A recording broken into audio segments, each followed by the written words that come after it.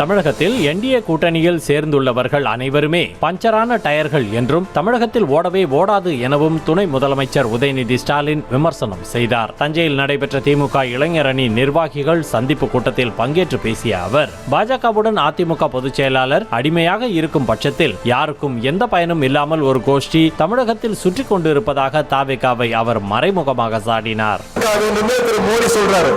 திரு மோடி அவர்களே, முதல்ல இந்த வண்டியோட டயர்களை பாருங்க. தமிழ்நாட்டில் நீங்க கூட்டு சேர்ந்துக்கக்கூடிய எல்லாருமே பஞ்சரான டயருங்க. உங்களுடைய பஞ்சரான டயர்களும் ஃபங்க்ஷன் ஆகாத டப்பா இன்ஜினும் தமிழ்நாட்டில் என்னைக்கு ஓடவே ஓடாது. இன்னைக்கு எடப்பாடி பழனிசாமி மிகப்பெரிய ஒரு அடிமையாக, பாஜகவுடைய அடிமையாக வலம் வந்து கொண்டிருக்கிறார். இவங்க இப்படின்னா இன்னொரு பக்கம் யாருக்கும் எந்த பயனும் இல்லாம ஒரு கோஷ்டி சுத்திட்டு இருக்கு.